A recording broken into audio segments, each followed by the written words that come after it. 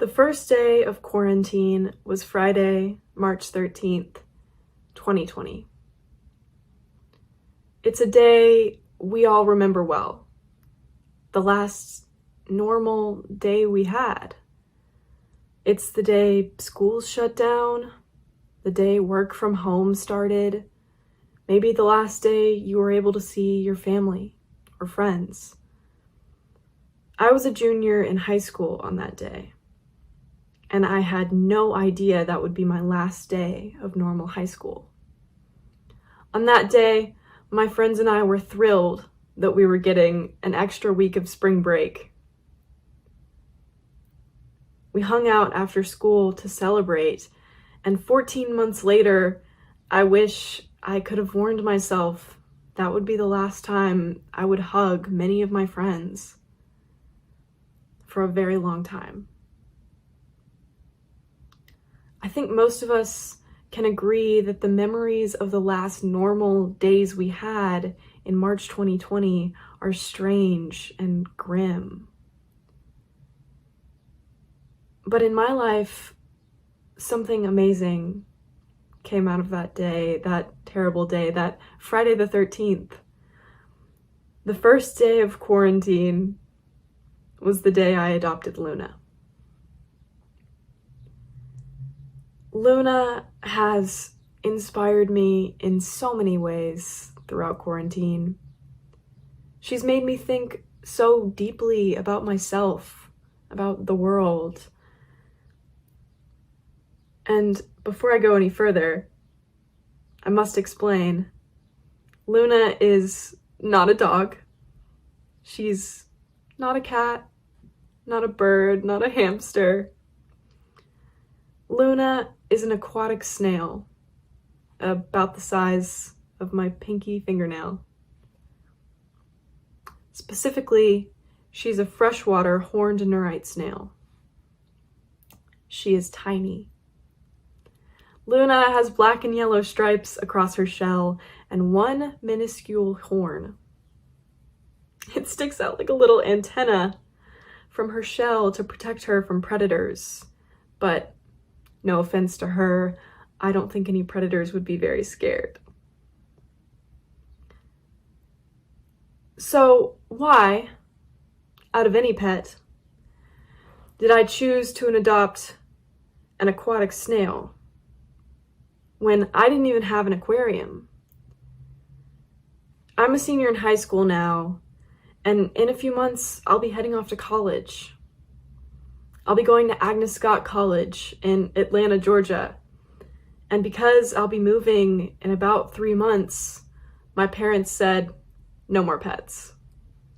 They knew they would be stuck with a pet mouse or a hamster when I couldn't bring my pet to my dorm room. So they said, no more pets. Not even a fish. Of course, I had to find my way around this rule. So I found a pet so small, so easy to take care of, that they couldn't refuse me. And thus, Luna entered my life. She is surprisingly fast, incredibly resilient, and she has a 2-gallon tank, almost all to herself. Her tank mate is Rhino, another aquatic snail of a different breed, who I adopted a few months later. Rhino is 5 times the size of Luna, but they are the best of friends. Luna's favorite pastime is climbing onto Rhino's shell and riding him as he travels across the tank, like a jockey and a horse. Rhino's name is even a byproduct of this occurrence. Luna sitting on Rhino's back reminded me of how birds often perch on the backs of rhinos in a kind of mutualistic relationship, and Luna and Rhino operate in the same way. Rhino gets his shell cleaned by Luna, who feasts on all the accumulated algae, and Luna gets a free ride around. I was so bored during quarantine. I would spend long periods of time just watching them. Luna and Rhino. They move so slowly, it was almost like a meditation for me. And as I would watch them, I started thinking. I started to think of some scientific, possibly existential questions about snails. Is Luna and Rhino's behavior simply instinctual?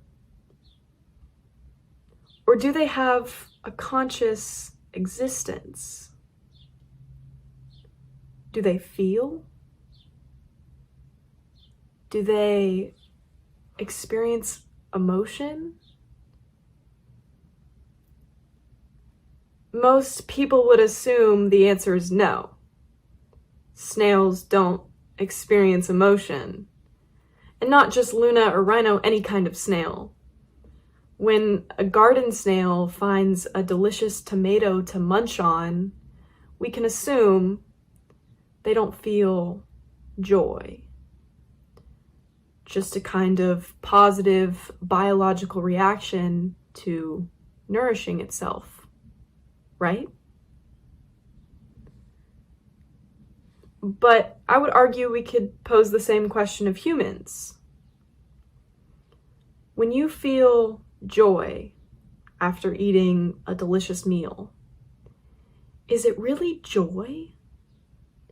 Or, like the snail, is it simply a biological reaction, a positive biological reaction to nourishing yourself, taking the time to feed yourself? Thinking and feeling are not always conscious. Even in humans, most day-to-day things that you do unconsciously, even when you feel as though you have power over the decisions you're making. When you're thirsty, you head to the sink or the fridge for a glass of water. When you're tired, your body slows, your eyes fall heavy, you yawn. You're a human with basic needs, and your body unconsciously tends to them. Have you ever started walking? Or even gotten in the car and started driving with a destination in mind, and suddenly you find yourself there? You've zoned out the entire journey, and you have found that your feet on the ground or hands on the wheel have unconsciously taken you exactly where you needed to be. You can count on those basic human instincts. So you operate on autopilot a lot of the time. You can say that the snail is a creature without a conscience, but even humans are not conscious 100% of the time. It's our tendency as humans to see ourselves as the gods of the animal kingdom. But I would argue that we have a lot in common with even the smallest creatures. We have a lot in common with the snail.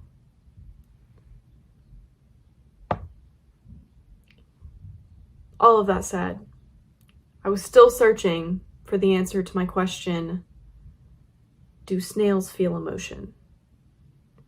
So, I found my way onto several aquatic snail owners' blogs. Yes, there are places on the World Wide Web where snail owners argue over whether their aquarium snails are capable of emotion. Maybe they just want to know if their pet snails can love them back. In my research, though, what I found is there is little scientific evidence to support that snails feel emotion, at least by human standards. However, I found something very surprising. Snail owners agree on one fact almost universally. Snails grieve. They mourn.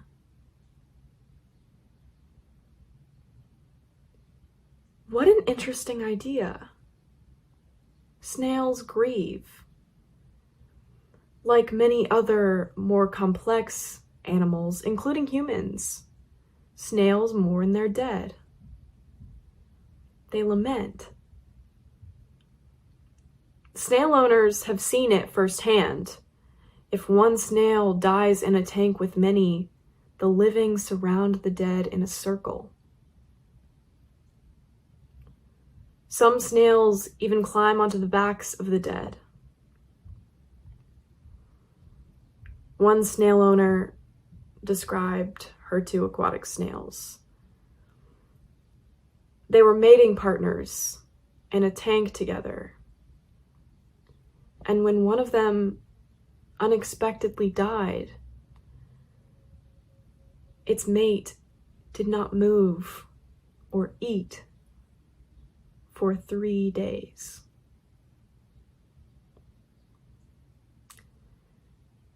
It sat right next to its dead partner, curled up inside its shell, and did not move for 3 days.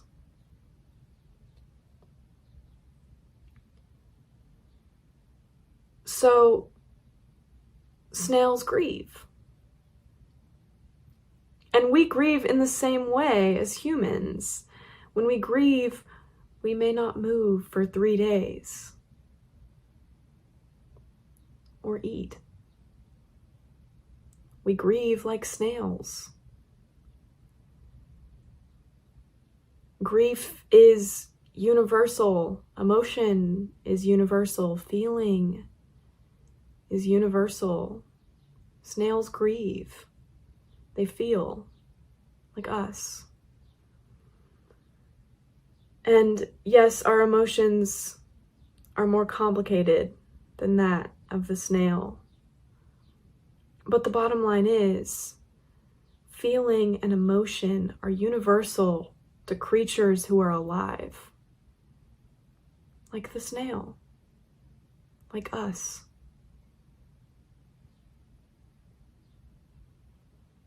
This pandemic has brought so much grief and pain.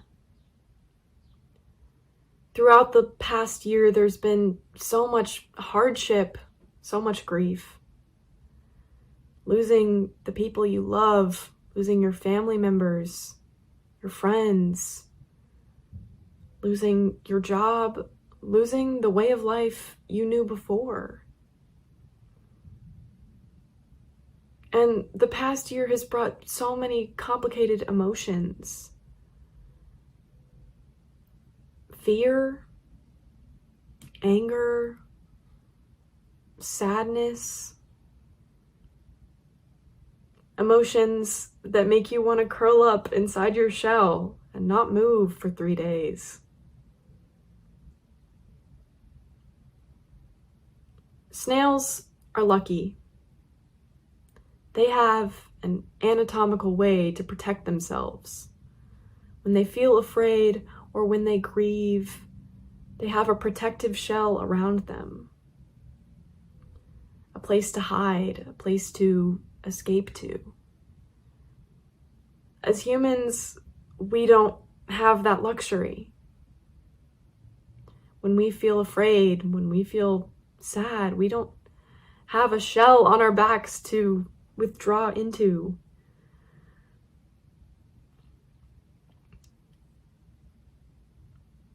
In a way, though, I think we have symbolic shells, metaphorical shells. We have people we depend on when we feel overwhelmed with so much negative emotion. We have interests, hobbies that bring us comfort, routines that make us feel in control when everything else is out of control. There are people in our lives who love us, who lift us up, who form a shell around us. Our favorite things to do, our favorite meals make up that shell and bring us joy. This supportive congregation around us makes us feel held.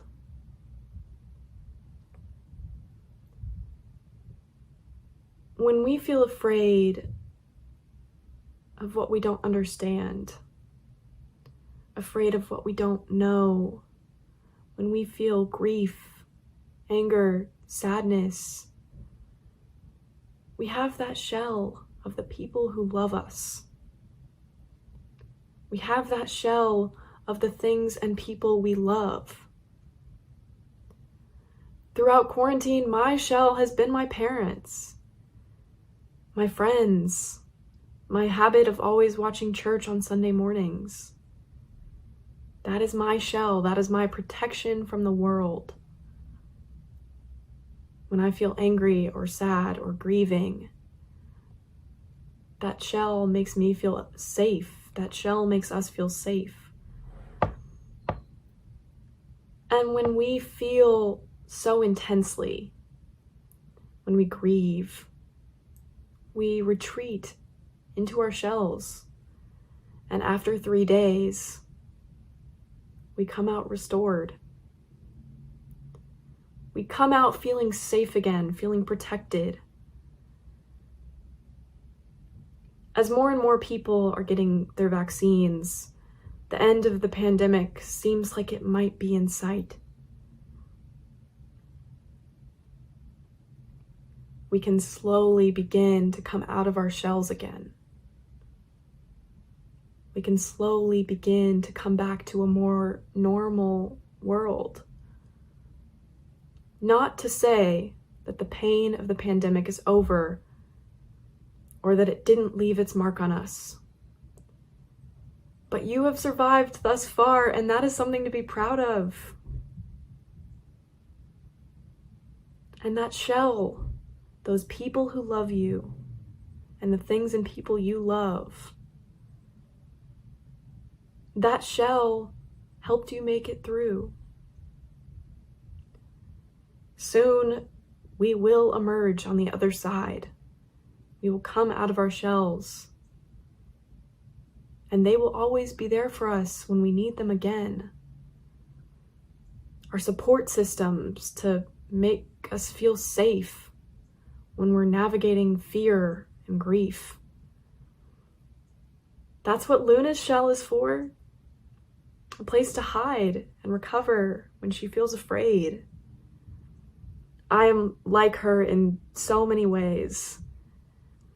And I hope by now you've realized you have something in common with her too. As I prepare to go off for college, I'll have to take what I've learned with me. I'll have to remember it's okay to take time and retreat into my shell, into what makes me feel safe. And when I'm ready to come out of my shell again, I'll be ready to take on a whole new world. We will be ready to take on a whole new world. Amen.